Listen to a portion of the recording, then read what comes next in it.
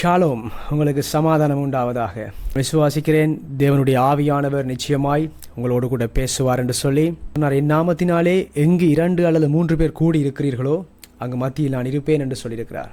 நினைப்பிலே நீங்கள் சகோதரர்களாய் தேவனுடைய பிள்ளைகளாய் நீங்கள் ஒன்றாய் கூடியிருக்கிறீர்கள். இந்த மத்தியிலே தேவன் வாசம் பண்ணுகிறவராய் இருக்கிறார். நான் விசுவாசிக்கிறேன் நிச்சயமாய் ஆண்டவர் இன்றைக்கு உங்களோடு கூட பேசுவார். வேதம் சொல்லுகிறது, சத்தியத்தையும் அறிவீர்கள், அந்த சத்தியம் உங்களை விடுதலையாக்கும் என்று சொல்லி. நீங்கள் அறிந்து கொள்ள போகிற சத்தியம் நிச்சயமாய் உங்களுடைய வாழ்க்கையிலே பெரிதான ஒரு விடுதலையை, மாற்றத்தை கொண்டு வரும் என்று சொல்லி நான் விசுவாசிக்கிறேன். முடியுமானால் ஒருவர் என்னோடு கூட எடுத்துக்கொள்ளுங்கள். 1 பேதுரு 2வது அதிகாரம் 9ஆம் வசனத்தை ஒரு வாசிங்கள் பார்க்கலாம். நீங்களோ உங்களை அந்தகாரத்தில் நின்று தம்முடைய ஆச்சரியமான ஒளியினிடத்திற்கு வரவழைத்தவருடைய புண்ணியங்களை அறிவிக்கும் படிக்கு தெரிந்து கொள்ளப்பட்ட சந்ததியும் ராஜரீகமான ஆசாரிய கூட்டமுமாய் பரிசுத்த ஜாதியும் அவருக்கு சொந்தமான ஜனமுமாய் இருக்கிறீர்கள். இந்த வசனம் சொல்லுகிறது, நீங்களோ உங்களை அந்தகாரத்தினின்று தம்முடைய ஆச்சரியமான ஒளியினிடத்திற்கு வரவழைத்தவருடைய புண்ணியங்களை அறிவிக்கும்படிக்கு தெரிந்து கொள்ளப்பட்ட சந்ததியாயும் ராஜரீகமான ஆசாரிய கூட்டமாயும் பரிசுத்த ஜாதியாயும் அவருக்கு சொந்தமான ஜனமாயும் இருக்கிறீர்கள் என்று சொல்லி பரிசுத்த வேதாகமும் நம்மை பார்த்து சொல்லுகிறது. நான் விசுவாசிக்கிறேன் கர்த்தருடைய ஆவியானவர் இந்த வசனத்தை உங்களுக்கு மிக சரியாக, மிக தெளிவாக, மிக ஆணித்தரமாக உங்களுடைய இருதயத்திலே பேசுவார் என்று சொல்லி. இன்றைக்கு எங்களுடைய அடையாளம், நாங்கள் யார், கிறிஸ்துவுக்குள் என்னுடைய நிலை என்ன என்பதை நாங்கள் அறியவில்லை என்று சொன்னால் அது மிகவும் ஒரு பாரதூரமான ஒரு காரியம். நான் இன்றைக்கு கிறிஸ்துவுக்குள்ளே யார், என்னுடைய அடையாளம் என்ன, என்னை தேவன் எவ்வாறு பார்க்கிறார், நான் தேவனுக்கு யார் என்கிறதான இந்த கேள்விகளுக்கு ஒரு சரியான பதிலை இந்த வசனம் உங்களுக்கு கொடுக்கக்கூடியதாக இருக்கிறது. ஏன் இது முக்கியம் என்று சொன்னால், ரட்சிக்கப்பட்ட ஒரு தேவ பிள்ளை தான் யார் என்பதை சரியாக புரிந்து கொள்ளவில்லை என்று சொன்னால், இந்த பூமியிலே தான் வாழுகிற நாட்களில் தேவனுடைய நன்மைகளையும் ஆசீர்வாதங்களையும் சரியாக பெற்றுக்கொள்ள முடியாத ஒரு சூழ்நிலைக்குள்ளே அந்த பிள்ளை கடந்து செல்லும்.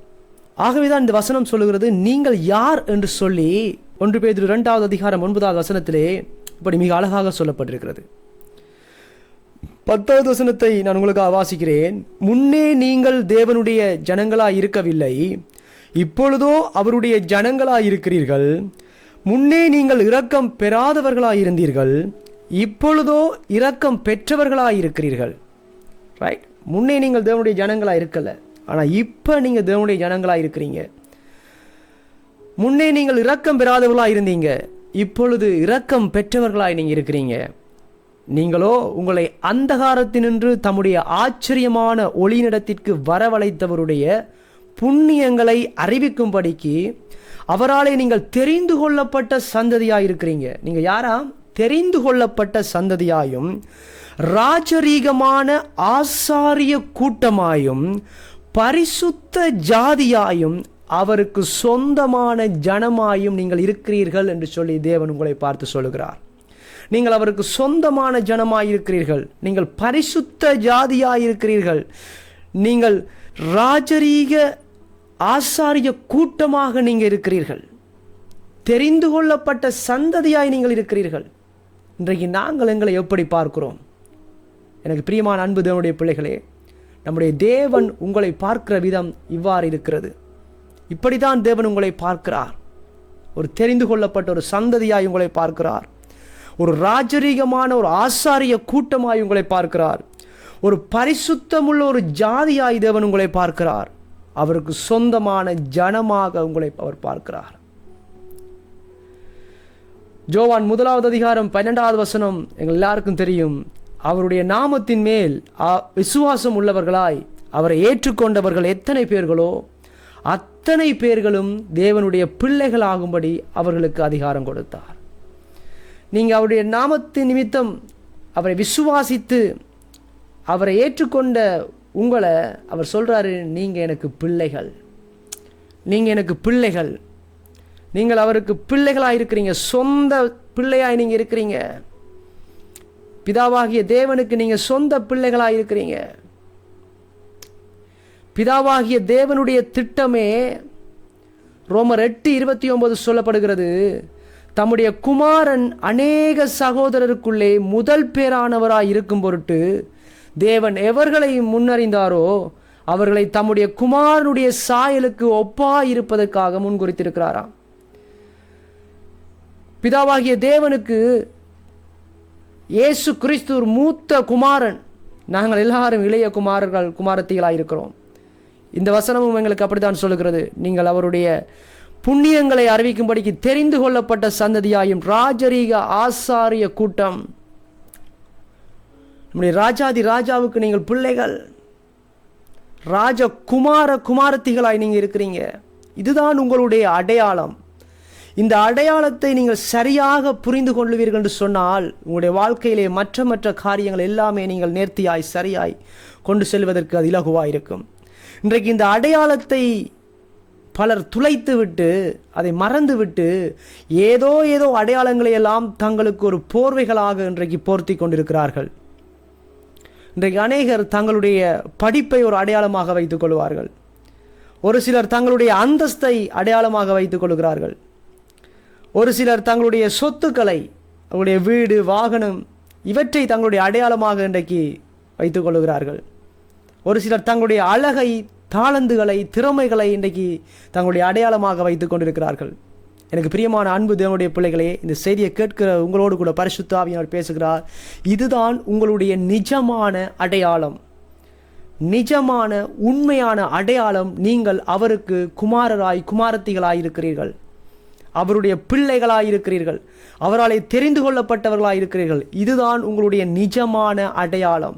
கிறிஸ்துவுக்குள்ளே உங்களுடைய நிஜமான அடையாளம் இதுதான். இந்த அடையாளத்தை நீங்கள் எப்பவும் மறந்து விடாதீர்கள். அவருக்கு சொந்தமான ஜனமாய் இருக்கிறீர்கள், அவரால் தெரிந்து கொள்ளப்பட்ட பிள்ளைகளாய் நீங்கள் இருக்கிறீர்கள். இதுதான் உங்களுடைய அடையாளம். கிறிஸ்துவுக்கு ஒப்பாய், அவருடைய மூத்த குமாரனாகிய கிறிஸ்துவுக்கு ஒப்பாய், அந்த சாயலுக்கு ஒப்பாய் நீங்கள் இருப்பதற்கு அழைக்கப்பட்டிருக்கிறீர்கள். இயேசு கிறிஸ்து எப்படி இந்த பூமியில் வாழ்ந்தாரோ, எப்படி இயேசு கிறிஸ்து இருந்தாரோ, அதே போல அந்த சாயலுக்கு ஒப்பாய் நீங்கள் வாழுவதற்காக நீங்கள் அவருக்கு ஒரு சொந்த பிள்ளைகளாய் நீங்கள் இருக்கிறீர்கள். பிதாவாகிய தேவன் இயேசு கிறிஸ்துவை எப்படி அவர் பார்க்கிறாரோ அதே போலதான் என்னையும் உங்களையும் அவர் பார்க்கிறார். எப்படி இயேசு கிறிஸ்து பிதாவாகிய தேவனுக்கு ஒரு பிள்ளையாய், ஒரு குமாரனாய் இருக்கிறாரோ அதே போலதான் நீங்களும் நானும் பிதாவாகிய தேவனுக்கு பிள்ளைகளாய் இருக்கிறோம். 2 கொரிந்தியர் 5:17 அப்போஸ்தலனாகிய பவுல் இப்படியாக சொல்லுகிறார், இப்படி இருக்க ஒருவன் கிறிஸ்துவுக்குள் இருந்தால் அவன் புது சிருஷ்டியாய் இருக்கிறான், பழையவைகள் ஒளிந்து போயின, எல்லாம் புதிதாயின. கிறிஸ்துவுக்குள் ஒரு மனுஷன் வருகிற பொழுது, கிறிஸ்துவை ஏற்றுக்கொண்டு அவருடைய பிள்ளையாய் அவன் மாறுகிற பொழுது, அவனுடைய பழைய வாழ்க்கையின் பழைய காரியங்கள் எல்லாம் ஒளிந்து போயின அப்படின்னு சொல்லுகிறாரு. பழையவைகள் ஒளிந்து எல்லாம் புதிதாயின அப்படின்னு சொல்லுகிறாரு. இப்போ நீங்கள் எப்படிப்பட்ட ஒரு நபராய் இருக்கிறீங்கடா, ஒரு புதிய வாழ்க்கையோட புதிய நபராய், கிறிஸ்துவுக்கு ஒரு புதிய சிருஷ்டியாய், ஒரு மாற்றப்பட்ட ஒரு வாழ்க்கை வாழும்படியாக என் தேவன் என்னையும் உங்களையும் அழைத்திருக்கிறார். ஆகவே எனக்கு பிரியமான அன்பு தேவனுடைய பிள்ளைகளே, உங்களுடைய வாழ்க்கை எப்படி இருக்கிறது சற்று சிந்தித்து பாருங்கள். தேவன் பார்க்கிற விதமாய் அவருடைய பிள்ளைகளாய் நீங்கள் வாழுகிறீர்களா? தேவன் பார்க்கிற விதமாய் அவருக்கு சொந்தமான ஜனமாய் நீங்கள் இருக்கிறீர்களா? சிந்தித்து பாருங்கள். பரிசுத்த ஆவியானவர் உங்களோடு கூட பேசுகிறார்.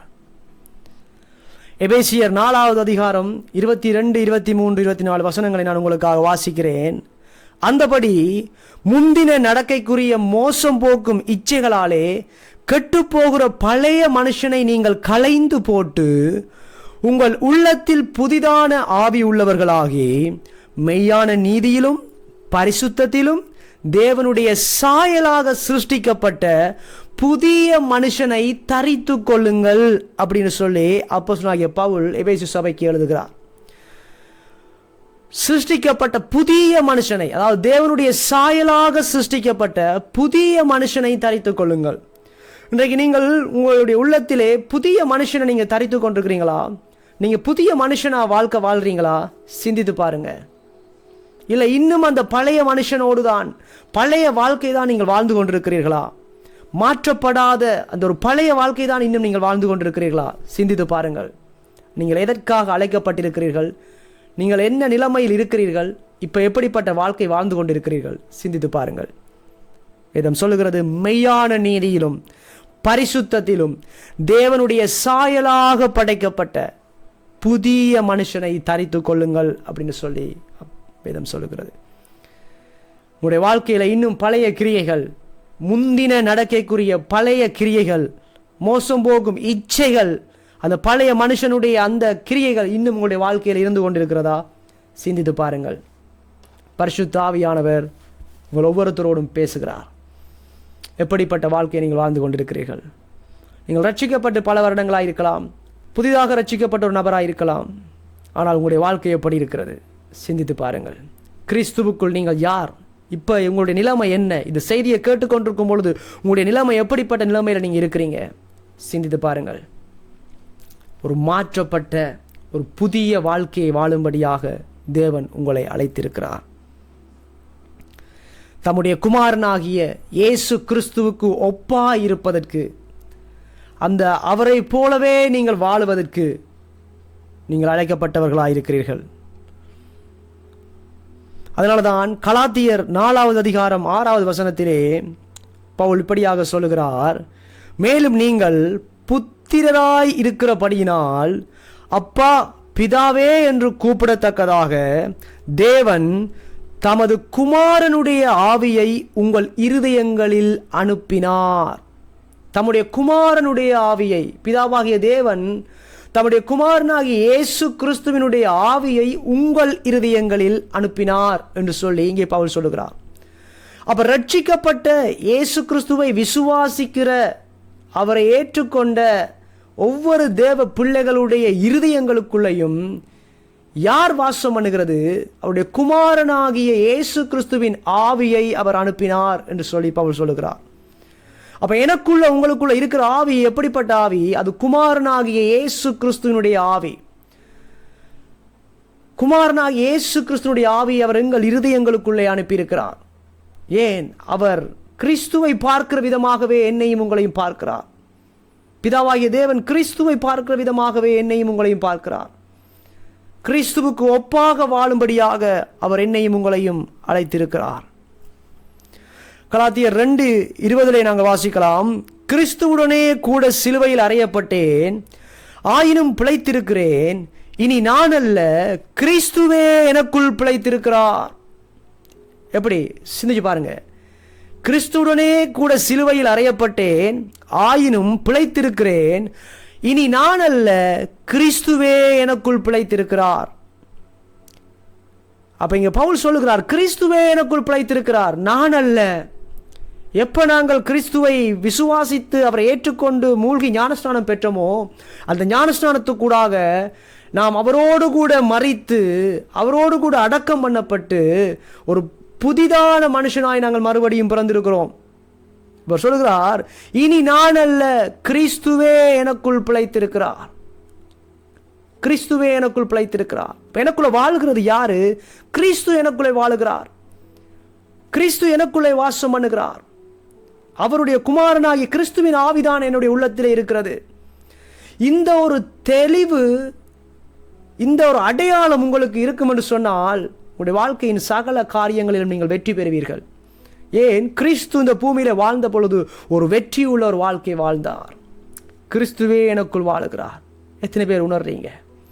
எத்தனை பேர் விசுவாசிக்கிறீங்க? எனக்குள்ள கிறிஸ்து வாழுகிறார். சொல்ல முடியுமா? கிறிஸ்து வாழுகிறார். நீங்க இருக்கிற இடத்துல சொல்லுங்க, எனக்குள்ள கிறிஸ்து வாழுகிறார்.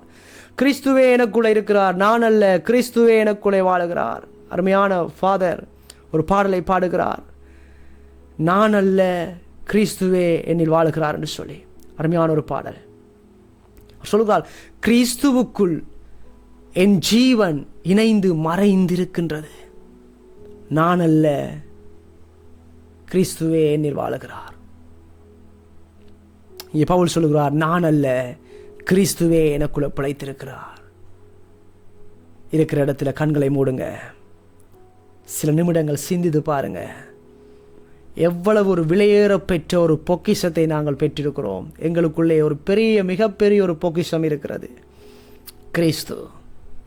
கிறிஸ்து. கண்களை மூடி சில நிமிடங்கள் சிந்தியுங்க. பிதாவாகிய தேவன் தம்முடைய குமாரனுடைய ஆவியை உங்கள் இருதயங்களுக்குள்ளே அனுப்பியிருக்கிறார். உங்கள் இருதயங்களுக்குள்ளே அனுப்பியிருக்கிறார். சில வேளை நீங்கள் இந்த செய்தியை கேட்டுக்கொண்டிருக்கிற பொழுது போராட்டங்களோடு, பிரச்சனைகளோடு, குழப்பங்களோடு ஒரு வேளை நீங்கள் இருக்கலாம். சில வியாதியோடு கூட இருக்கலாம். உங்களை பார்த்து நான் சொல்லுகிறேன், கிறிஸ்துவின் ஆவியை பிதாவாகிய தேவன் உங்கள் இருதயத்துக்குள்ளே அனுப்பியிருக்கிறார். இந்த மேலான சத்தியத்தை நீங்கள் அறிந்து கொள்ளுகிற பொழுது உங்களுடைய வாழ்க்கையில் நீங்கள் விடுதலையை பெற்றுக்கொள்வீர்கள். சத்தியத்தையும் அறிவீர்கள். அந்த சத்தியம் உங்களை விடுதலையாக்கும் என்று சொன்னாரே இயேசு. இன்றைக்கு அறிந்து கொள்ளுங்கள், உங்களுக்குள்ளே கிறிஸ்து வாழுகிறார். கண்களை மூடி அப்பாவுக்கு நன்றி சொல்லுங்க. அப்பா, உங்கள் குமாரனாகிய கிறிஸ்துவின் ஆவியை என்னுடைய இருதயத்துக்குள்ளே அனுப்பியிருக்கிறீரே, உமக்கு நன்றி, உமக்கு நன்றி. நான் அல்ல, கிறிஸ்துவே என்னில் வாழுகிறார்.